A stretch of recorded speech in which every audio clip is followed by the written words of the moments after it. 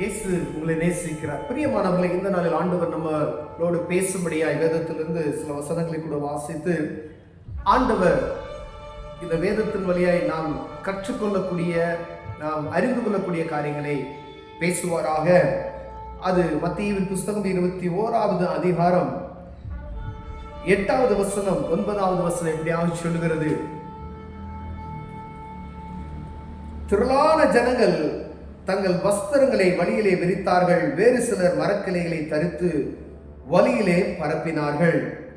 முன்னடப்பாரும் பின்னடப்பாரும் ஆகிய திரளான ஜனங்கள், தாவீதின் குமாரனுக்கு ஓசன்னா, கர்த்தரின் நாமத்திலே வருகிறவர் ஸ்தோத்தரிக்கப்பட்டவர், உன்னதத்திலே ஓசன்னா என்று சொல்லி ஆர்ப்பரித்தார்கள். அவர்கள் எருசலேமிற்குள் பிரவேசிக்கல் நகரத்தார் யாவரும் ஆச்சரியப்பட்டவர் யார் என்று விசாரித்தார். அதற்கு ஜனங்கள், இவர் கலிலேயாவில் உள்ள நாசரேத்திலிருந்து வந்த தீர்க்கதரிசியா இயேசு என்றார்கள். பிரியமானவர்களே, திரளான ஜனங்கள், ஆண்டவர் பவனியாய் குருத்தோலைகளை பிடித்து கழுதையின் மேல் ஏறி பவனியாக வருகிற ஒரு சம்பவம் வேதத்தில் எழுதப்பட்டிருக்கிறது. இந்த மேல இருக்க வசனங்களை நாம் வாசித்தால், தீர்க்கதரிசிகளால் உரைக்கப்பட்ட அந்த தீர்க்க தரிசனம் நிறைவேறும்படியாய் ஆண்டவர் இந்த காரியங்களை எல்லாம் நிறைவேற்றிக் கொண்டே வருகிறார். அவருடைய பாடுகளும் தீர்க்க தரிசனங்களால் உரைக்கப்பட்டது. எல்லாவற்றையும் தீர்க்க தரிசனங்கள் எப்படி சொல்லப்பட்டிருக்கிறதோ ஒவ்வொரு நாளும் அந்த தீர்க்க தரிசனங்கள் நிறைவேறி கொண்டு இருக்கிறதை பார்க்கிறோம். அதுல இந்த குருத்து ஞாயிறு என்று நாம் அனுசரித்துக் கொண்டு இருக்கிறோமே, அதை ஆண்டவர் பவனியாக வந்த நாளை குருத்தோல ஞாயிறால் நாம் அனுசரிக்கிறோம். பிரியமானவர்களே, பாருங்க, இந்த ஜனங்கள் அவருடைய வஸ்திரங்களை விரித்தார்கள். இயேசு கிறிஸ்து சிலுவை அந்த கழுதையின் மேல் ஏறி வழும் பொழுது ஜனங்கள் அவங்க வஸ்திரங்கள் எல்லாம் விரிக்கிறாங்க. அவங்களால் இயன்றதை என்ன செய்யறாங்க, அவருக்கு உதவி செய்றாங்க. சிலர்கள் முன்னாடி என்ன செய்யறாங்க, கோலைகளை போடுறாங்க. அவங்களால என்ன இயலுமோ அதை செய்கிறதை நாம் பார்க்க முடிகிறது. ஜனங்கள் தாவீதின் குமாரன் ஓசனா ஓசனா என்று சொல்லி ஆர்ப்பரிக்கிறது. இதை பாருங்க, அங்க இருக்கக்கூடிய இஸ்ரவேல் மூப்பர்கள் என்ன செய்றாங்க, சும்மா இருக்க மாட்டீங்க அப்படின்னு சொல்லி அதட்டுகிறதை பார்க்கிறார். அப்ப சொல்றார் ஆண்டவர், இவங்க சும்மா இருந்தாலும் இங்க இருக்கக்கூடிய ஒவ்வொரு கற்கள் என்ன செய்யுமா, ஒரு ஆர்ப்பரிக்கும் அப்படின்னு சொல்லப்படுகிறது. பாருங்க, ஜனங்களை அடக்கி வைக்கிறார்கள்.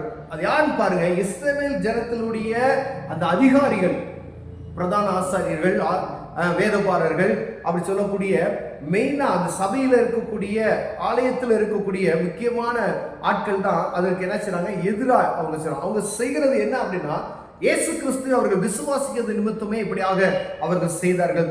பிரியமானவர்களே, ஆண்டவர் இயேசு கிறிஸ்துவை அந்த பூமி அங்கதான் வருவார் என்பதை அவர்கள் அறிந்திருந்தார்கள். ஆனால் இயேசு கிறிஸ்து அப்போது பிறந்தார் என்பதே அவர்களுக்கு புரியாதபடி இருந்ததை நாம் அறிந்திருக்க முடிகிறது. பிரியமானவர்களே, இந்த நாள் ஆண்டவர் இதன் வழியாய் நம்மளோடு பேசுகிற காரியம், ஆண்டவரை எப்பொழுதும் துதிக்கிறவர்களாய் நாம் காணப்பட முடியாது.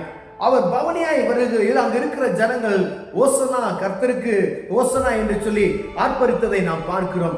ஒருவேளை இந்த நாட்கள்ல ஆண்டவருக்கு நம்ம எப்படி மகிமை செலுத்துகிறோம் என்பதை பார்க்கும்படியாய் ஆண்டவர் விரும்புகிறார். பிரியமானவர்களே, ஒருவேளை நல்ல ஸ்தோத்திரம். பாருங்க, எல்லா ஜனங்களும் அவங்களுடைய தெய்வத்தை ஆராதிப்பதில் யாரும் வெட்கப்பட்டு போகிறதே கிடையாது. பாருங்களேன், இஸ்லாமிய இருப்பாங்க, எந்த இடத்துல போய் நீங்க போனீங்கன்னாலும் அவங்க ஒரு பாயை விரிப்பாங்க. எந்த இடத்துலலாம் பார்க்க மாட்டாங்க. டூரிஸ்ட் பிளேஸ்ல பாத்தீங்கன்னா எங்கேயாவது ஒரு இடத்துல மறைவா இருக்குதா அப்படின்னு சொல்லி அவங்க ஒதுக்குமோ ஒரு இடத்துல போய் தொழுகுகளை பார்க்க முடிகிறது. இந்த மக்களை பாருங்க, அவங்க வழிபடுகிறதுல வைராக்கியம் உள்ள ஜனங்கள்.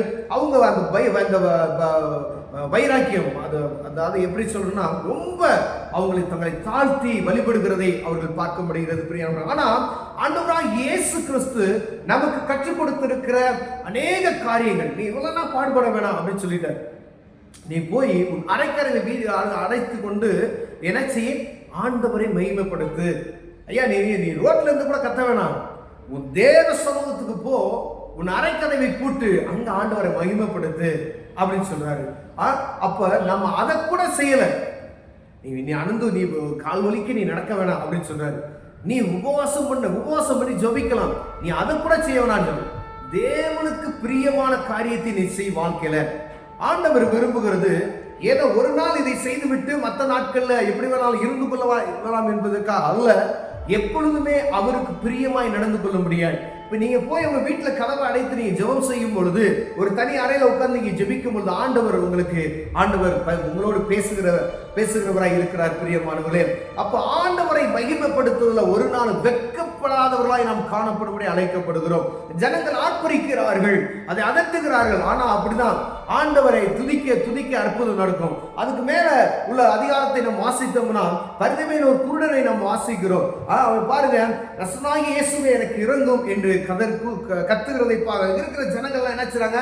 அதட்டுறாங்க. சும்மா இருங்க, சும்மா இரு, நீ கத்தாத, ஏன் உன்னை வேஸ்ட் இது பண்ற அப்படின்னு சொல்லி. ஆனா அவன் அதெல்லாம் பொருட்படுத்தல. இயேசுவே இயேசுவே என்று கதறுகிறதை நாம் பார்க்க முடிகிறது இந்த வசனத்துல பிரியமானவர்களே. ஆண்டவராக இயேசு கிறிஸ்து என்ன செஞ்சா? உடனே நின்றார். நின்று திரும்பி உனக்கு நான் என்ன செய்ய வேண்டும் என்று கேட்டார் என்று நம்ம வேதத்தில் வாசிக்கிற பிரியமானவர்களே. அப்ப நமக்கு இதன் வழியாய் ஆண்டவர் கற்றுக் கொடுக்கிறது, அவரை துதிப்பதில்ல. ஒரு நாள் நம்ம என்ன செய்யக்கூடாது? வெட்கப்படக்கூடாது. பாருங்க, அல்லேலூயா அப்படின்னு சொல்லுங்க அப்படின்னு சொன்னாவே நமக்கு என்ன செய்யறது? ஒரு வெட்கம் உண்டாகிறது. சர்ச்லயே, வெளியில பொது இடங்கள் இல்ல, சர்ச்ல. அப்ப ஆண்டவரை மகிமைப்படுத்துவதற்கு எந்த நேரத்திலும் எல்லா காலங்களிலும் நம் ஆயத்தமுள்ளவர்களாய் காணப்படும்படியா அழைக்கப்படுகிறோம் பிரியமானவர்களே. அவரை மகிமைப்படுத்தணும். அவரை மகிமைப்படுத்த மகிமைப்படுத்த மகிமைப்படுத்த அற்புதங்களை நாம் காண முடியும். அவரை மகிமைப்படுத்த மகிமைப்படுத்த கிருபைகளை நாம் பெற்றுக்கொள்ள முடியும். நீங்கள் அவரை மகிமைப்படுத்த மகிமைப்படுத்த அநேக அதிசயங்களை நீங்கள் பெற்றுக்கொள்ள முடியும். மகிமைப்படுத்துகிற எந்த ஸ்தானத்தில் நான் உன்னை ஆசீர்வதிக்கவே ஆசீர்வதிப்பேன் என்று சொல்லுகிறார். நம்மை ஆசீர்வதிக்கும்படியாகவே அவர் என்ன செய்கிறார்? நம்மளை மகிமைப்படுத்த சொல்லுகிறார். பாருங்க, 24 மணி நேரமும் சேனைகளின் கர்த்தர் பரிசுத்தர், சேனைகளின் கர்த்தர் பரிசுத்தர் என்று அவரை துதிப்பதற்கு ஒரு ஜன கூட்டம், அங்கு கோடி கோடியான தேவதூதர்கள் இருக்கிறார்கள். ஆனாலும் அவர் உருவாக்கின மனிதன் வாயிலிருந்து அவரை துதிக்கும்படியாய் ஆண்டவர் என்ன செய்கிறார்? நம்முடைய சத்தத்தை கேட்கும்படியாய் இந்த பூமியில நான் படைத்த மனிதர்கள் வாயிலிருந்து அவரை துதிக்கும்படியாய் அவர் விரும்புகிறார் பிரியமானவர்களே. பாலகருடைய வாயிலிருந்து துதியின் சத்தத்தை கேட்போம். அதே போலதான் பாலகர் என்று சொல்லப்படும் பொழுது இந்த அதாவது குழந்தையை போல அவரை ஏற்றுக்கொண்டு அவரை ஆராதிக்கணும் என்று சொல்லப்படுகிறது பிரியமானவர்களே. ஒருவேளை நம்ம ஆண்டவரை துதிப்பதற்கு நம்ம வெட்கப்பட்டு இருப்போமே, ஆனால் ஒருவேளை ஆண்டவர் உங்களோடு என்னோடு பேசுகிறார் பிரியமானவர்களே. நீங்க தேவ சமூகத்துக்கு போகும் பொழுது மனதார ஆண்டவரை மகிமைப்படுத்துங்க, அவரை ஸ்தோத்தரிங்க, ஆண்டவர் அற்புதங்களை செய்வார். கண்களை மூடுவோம், ஜெபம். அன்பின் தகப்பனே, ஆண்டவரே, திரளான ஜனங்கள் ஆண்டவரே தாவீதின் குமாரனுக்கு ஓசனா ஓசனா என்று பாடினார்கள். ஆண்டவரே, இந்த நாள்ல நாம் அறிந்து கொண்டோம் ஐயா, உம்மை ஆராதித்து உம்மை மகிமைப்படுத்துவதற்கு வெட்கப்படாத இருதயத்தை எங்களுக்கு தாங்க. இயேசுவின் நாமத்தில் பிதாவே, ஆமென்.